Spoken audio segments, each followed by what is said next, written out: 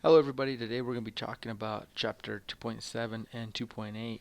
2.7 are position vectors, and we're looking at a vector that's in space from point A to point B, and we're going to be looking at a force vector directed along the line.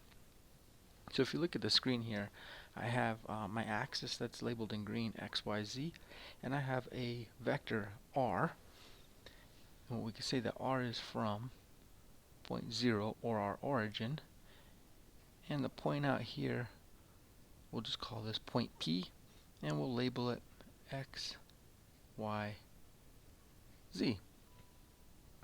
So we could draw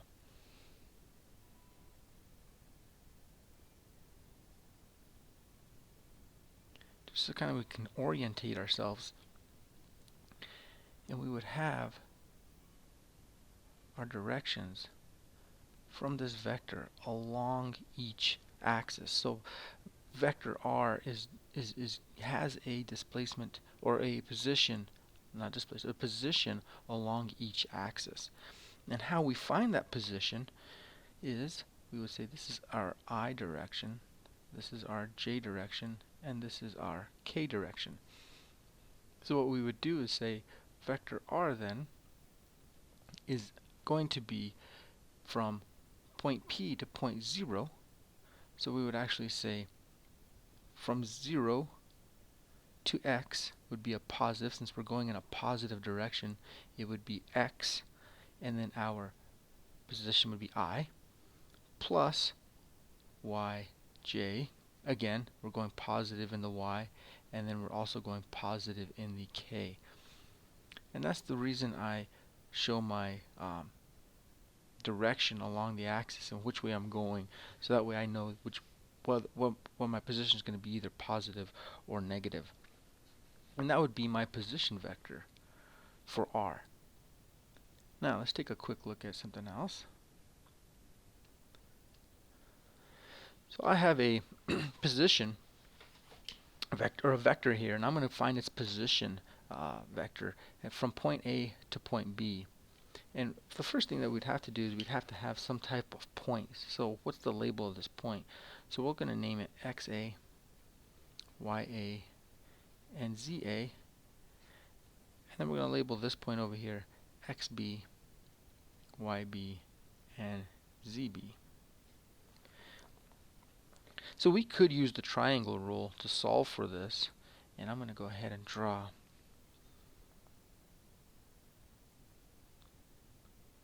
Those are pretty bad lines. Let me try again.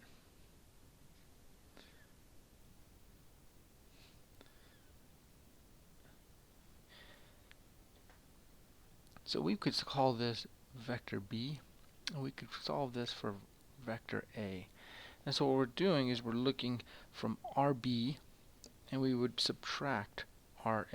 So we're going from RB, subtract RB from, subtract RA from RB. Because really what you're looking at is RA plus the vector R, if we called this R here, would be equal to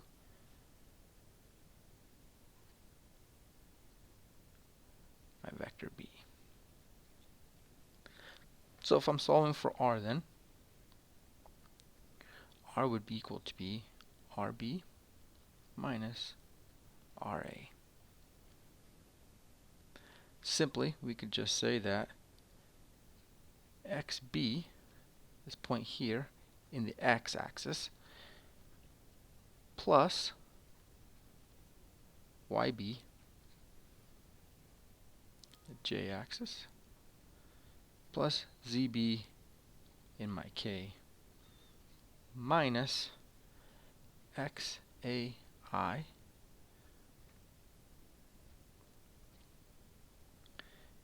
YAJ and ZAK.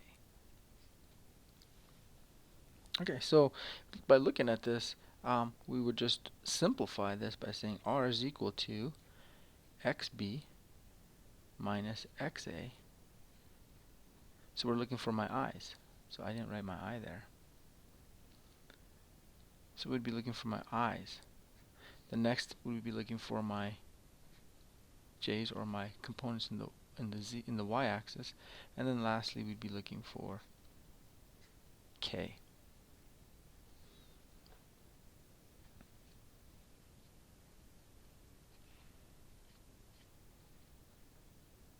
And the last thing is zb minus za, and that's to the k hat. So if we had numerical values, we would actually have something here that would give us a vector, a position vector, going from A to B. And all it is doing is saying in the x distance, boom, my y distance, boom, my z distance, boom, from point A to point B. So let's go to my next slide. So here now I've drawn a box around the point, and this point is just from A to B.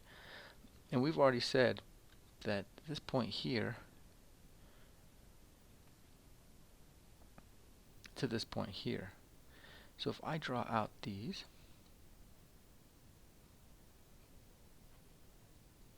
that there is going to be xb minus xa. So I'm just trying to show it graphically now what I was doing on the other page. Here, well, let's do it in a different color. So now I'm going along my y-axis, and that there is going to be yb minus ya. And then the last one that we have, let's do it in blue. It's going up right there, and that was your zb minus za, and that would be in your k. And that's not a negative, that's just pointing to that vector there.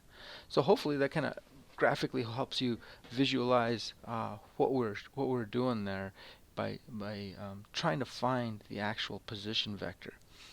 Now, something kind of new that we need to look at, and I think I had mentioned it in the previous video, is our unit vector.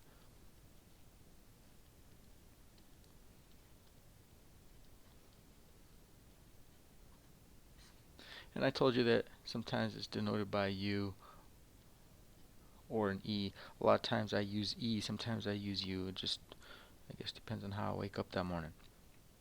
But the unit vector is the position vector, and since we call this R, we'll call this one R, and it's going to be divided by the magnitude of the position vector. And the magnitude, that's our magnitude. And this was our position vector.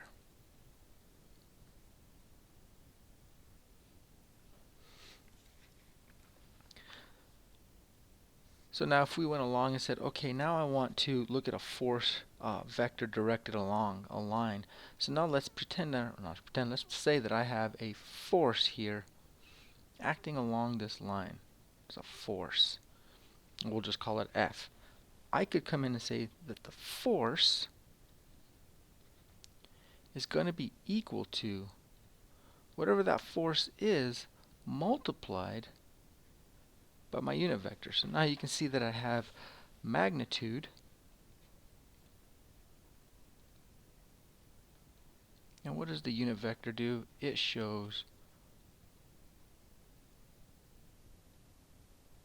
direction. So if I was looking at this, I could say that F is equal to F times E, which would really equal F times my position vector over my magnitude of that position vector. So if you wanted to draw it out very long, we could take what we solved for earlier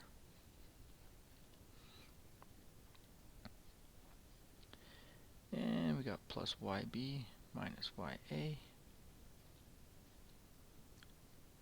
and plus zb minus za, and that's in the k.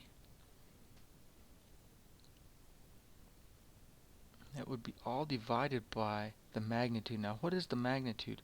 Well, the magnitude is well, if you wanted to look at the triangle it's the actual hypotenuse. So how you find the hypotenuse when you have if it's side A and side B, you would use Pythagorean theorem. So it would be the same thing here, where you have xb minus xa squared plus yb minus ya squared plus zb minus za squared. That would all be all the way down. So again, this shows our units of force.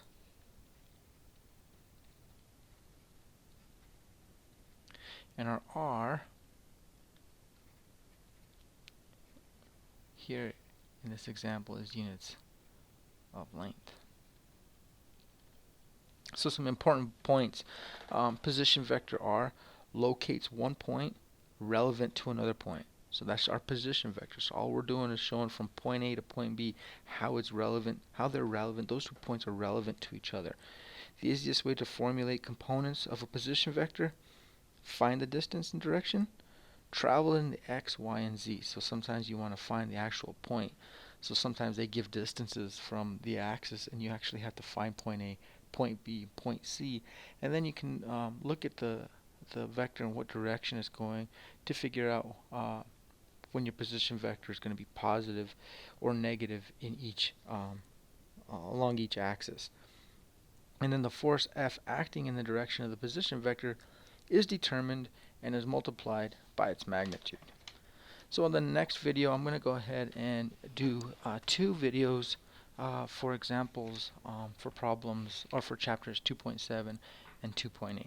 Thanks.